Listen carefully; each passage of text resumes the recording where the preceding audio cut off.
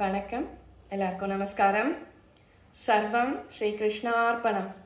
இந்த மாலை பட்சத்தில் எல்லாரும் பித்ருக்களுக்கு தர்ப்பணம் கொடுத்துட்டுருப்பீங்க. இந்த சமயத்தில் இந்த 16 நாளும் பகவத்கீதாவில் இருக்கிற 3வது அத்தியாயமான கர்ம யோகத்தையும் 15வது அத்தியாயமான புருஷோத்தம யோகத்தையும் நம்ம பாராயணம் பண்ணுறது ரொம்ப ரொம்ப விசேஷம்.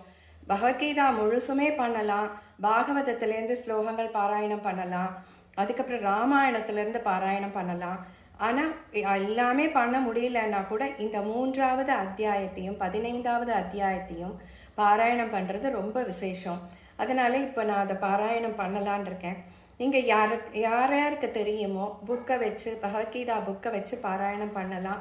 பண்ண முடியாதவங்களுக்கு காதால் கேட்டால் கூட அது நல்ல புண்ணியத்தை கொடுக்கும்.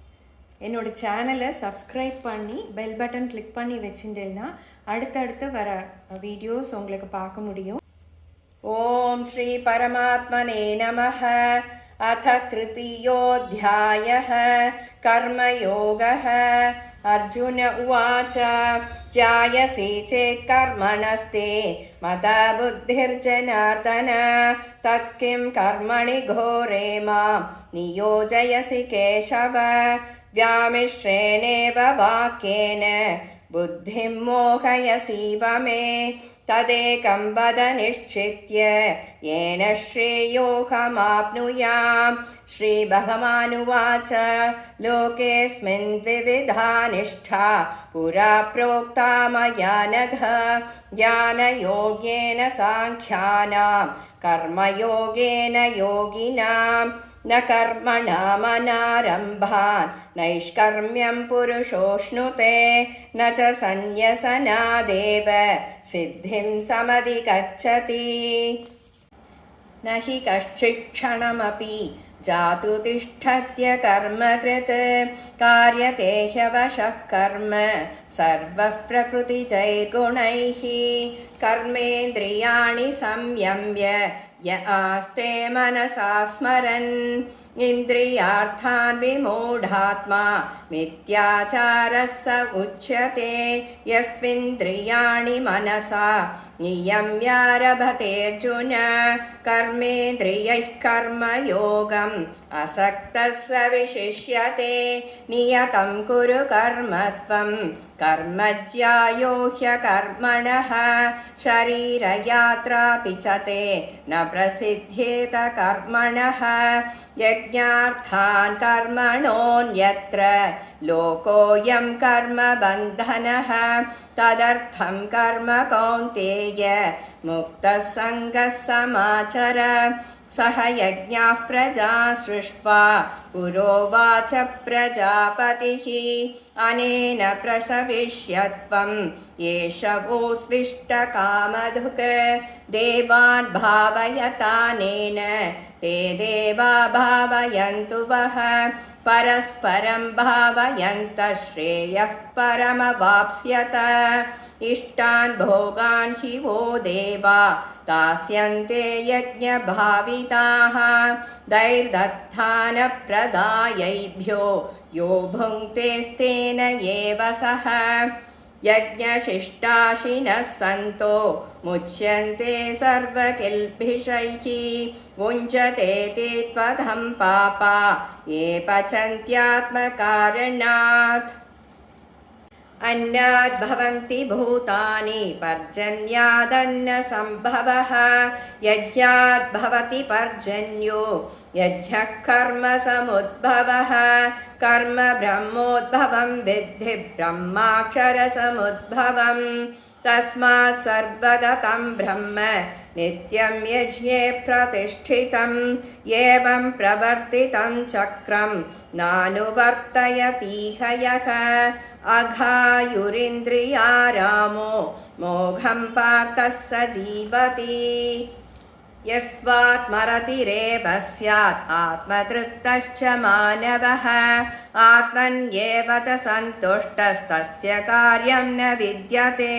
नैव तस्य कृतेनार्थो न कृतेनेह कश्चन न चास्य सर्वभूतेषु कश्चिदर्थव्यपाश्रयः तस्मादसक्तः सततं कार्यं कर्म समाचर असक्तो ह्याचरन् कर्म परमाप्नोति पूरुषः कर्मणैव हि संसिद्धिम् आस्थिता जनकादयः लोकसङ्ग्रहमेवापि सम्पश्यन् कर्तुमर्हसि यत्यथाचरति श्रेष्ठस्तदेवेतरो जनः स यत्प्रमाणं कुरुते लोकस्तदनुवर्तते न मे पार्थास्ति कर्तव्यं त्रिषु लोकेषु किञ्चन नानवाप्तमवाप्तव्यं वर्त एव च कर्मणि यदि ह्यहं न वर्तेयं जातु कर्मण्यतन्त्रतः मम बद्मानुवर्तन्ते मनुष्याः पार्थ सर्वशः उत्सीदेयुरिमे लोका न कुर्यां कर्म चेदहं संकरस्य च कर्ता स्याम् उपहन्यामि माः प्रजाः सक्ता कर्मण्य विद्वांसो यथा कुर्वन्ति भारत कुर्याद् विद्वांस्तथा सक्तश्चिकीर्षुर्लोकसङ्ग्रहम् न बुद्धिभेदं च नयेत् अज्ञानां कर्मसङ्गिनां जोषयेत् सर्वकर्माणि विद्वान् युक्तः समाचरन् प्रकृतेः क्रियमाणानि गुणैः कर्माणि सर्वशः अहङ्कारविमूढात्मा कर्ताहमिति मन्यते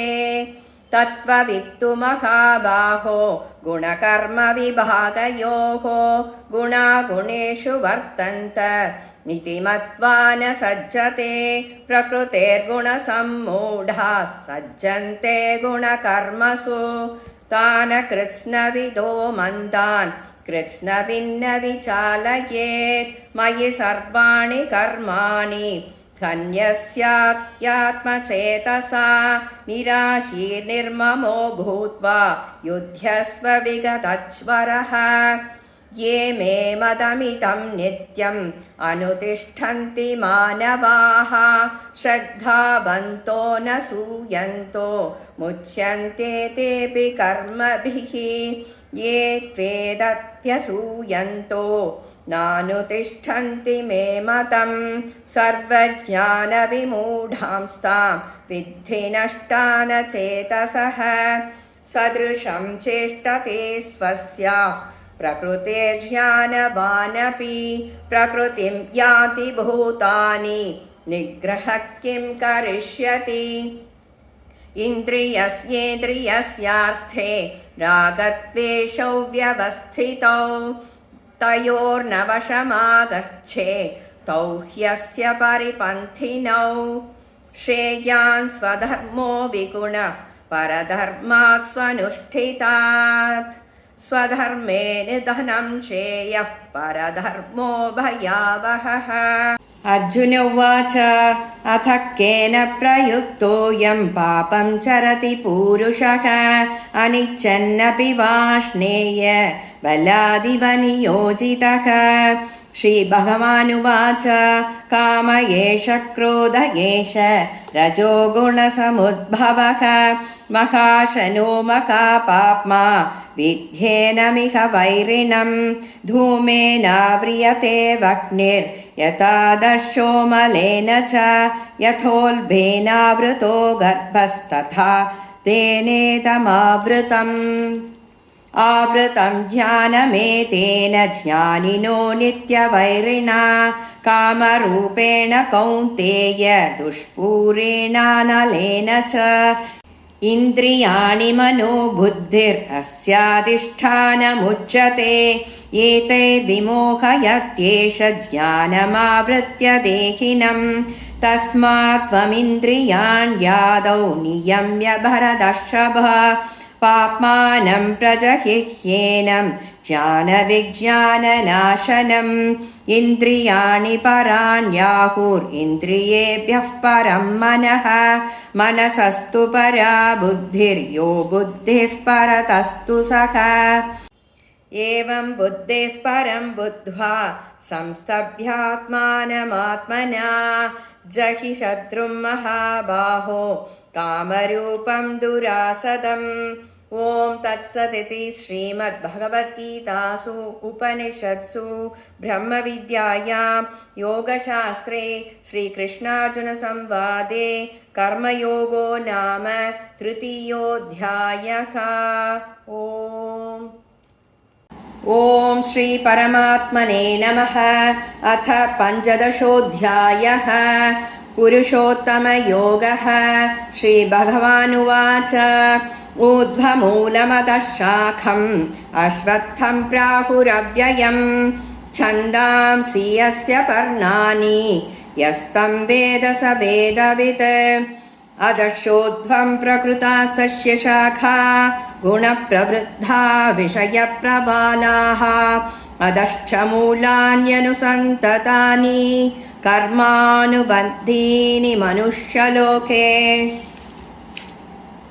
न रूपमस्येक तथोपलभ्यते नान्तो न चादिर्न च सम्प्रतिष्ठा अश्वत्थमेनं सुविरूढमूलम् अशङ्गशस्त्रेण दृढेन चित्वा पदं तत्परिमार्गितव्यं यस्मिन् गता न निवर्तन्ति भूयः तमेव चाद्यं पुरुषं प्रपद्ये यतः प्रवृत्तिप्रसृता पुराणी निर्माणमोहाजितसङ्गदोषा अध्यात्मनित्या विनिवृत्तकामाः द्वन्द्वैर्विमुक्ताः सुखदुःखसंज्ञैः गच्छन्त्यमूढाः पदमव्ययं तत् न तद्भासयते सूर्यो न शशाङ्को न पावकः यद्गत्वा न निवर्तन्ते तद्धाम परमं मम ममैवांशो जीवलोके जीवभूतः सनातनः मनःषष्ठानीन्द्रियाणि प्रकृतिस्थानि कर्षति शरीरं यदवाप्नोति यच्चाप्युत्क्रामतीश्वरः गृहीन् वैतानि संयाति वायुर्गन्धानि वाशयात् श्रोत्रं चक्षुष्स्पर्शनं च रसनं घ्राणमेव च अधिष्ठाय मनश्चायं विषयानुपसेवते उत्क्रामन्दं स्थितं वापि भुञ्जानं वा गुणान्वितं विमूढानानुपश्यन्ति पश्यन्ति ज्ञानचक्षुषः यतन्तो योगिनश्चैनं पश्यन्त्यात्मन्यवस्थितं यतन्तोऽप्यकृतात्मानो नैनं पश्यन्त्यचेतसः यदादित्यगतं तेजो जगद्भासयतेऽखिलं यच्चन्द्रमसि यच्चाग्नौ तत्तेजो विद्धि मामकं गामाविश्य च भूतानि धारयाम्यहमोजसा पुष्णामि चौषधिः सर्वा सोमो भूत्वा रसात्मकः अहं वैश्वानरो भूत्वा प्राणिनां देहमाश्रितः प्राणापानसमायुक्तः पचाम्यन्नं चतुर्विधम् सर्वस्य चाहं श्रुतिसन्निविष्टो मत्तस्मृतिर्ज्ञानमपोहनं च वेदैश्च सर्वैरहमेव वेद्यो वेदान्तकृत्वेदविदेव चाहं द्वाविमौ पुरुषौ लोके क्षरः साक्षर एव च क्षरः सर्वाणि भूतानि कूटस्थोऽक्षर उच्यते उत्तमः पुरुषस्त्वन्यः परमात्मेत्युदाहृतः यो लोकत्रयमाविश्य बिभत्यव्यय ईश्वरः यस्माद्रक्षमतीतोऽहम् अक्षरादपि चोत्तमः अतोऽस्मि लोके वेदे च प्रथितः पुरुषोत्तमः यो मामेमवसम्मूढो जानाति पुरुषोत्तमं स सर्वविद् भजति मां सर्वभावेन भारत इति गुह्यतमं शास्त्रम् इदमुक्तं मया नघ एतत् बुद्ध्वा बुद्धिमान् स्यात् कृतकृत्यश्च भारत।